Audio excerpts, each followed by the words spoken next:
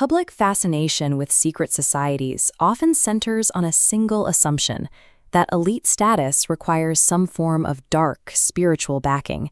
We look at the scale of generational wealth and conclude that such power is only possible through blood-bound rituals and selling one's soul. These rumors serve a specific psychological purpose for the uninitiated masses. They function as a shield against the reality of their own economic position. By framing the global elite as inherently evil, struggling individuals can view their own poverty as a badge of moral honor.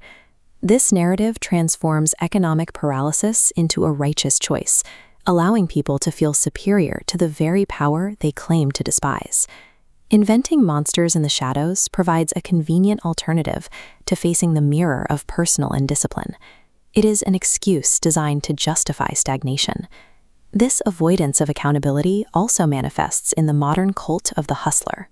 Society celebrates 18-hour workdays and ruthless competition as marks of ambition.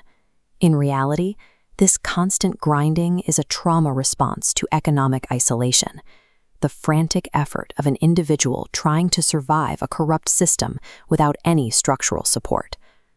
This is the frantic thrashing of a man drowning. The isolated entrepreneur expends immense energy just to keep their head above water, forever vulnerable to market forces they cannot control. Both the conspiracy theorist and the exhausted hustler are bound by a shared fear. They rely on their respective struggles to avoid the identity shift required to wield true authority. Real power operates through structured vehicles. The 30Tay Club functions as an operational collective, currently deploying millions in capital across the Southern African district. We utilize ritual backing, but not in the sense of Hollywood fantasies. This is an ancient spiritual technology, a protective infrastructure utilizing the same laws of energetic circulation guarded by the elite for centuries. Our mandate requires no blood. It demands only the sacrifice of the member's ego. When an entrepreneur integrates into this system, the friction of competition vanishes. Backed by the order's resources and ancient laws, their assets multiply with a precision that makes standard market struggle obsolete. Sudden access to massive capital injections and regional influence acts as a high-voltage power grid. It immediately amplifies the existing character of the person holding the switch. This frictionless success introduces a dangerous variable, the temptation of the monopoly. As a leader conquers industry after industry, the urge to hoard market share becomes an existential threat to their own standing. The fifth commandment states, monopoly is a path of death.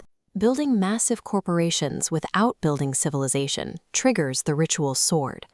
To maintain alignment, members must deliberately decentralize their power, funding new creators, ensuring wealth circulates rather than stagnating in a vault.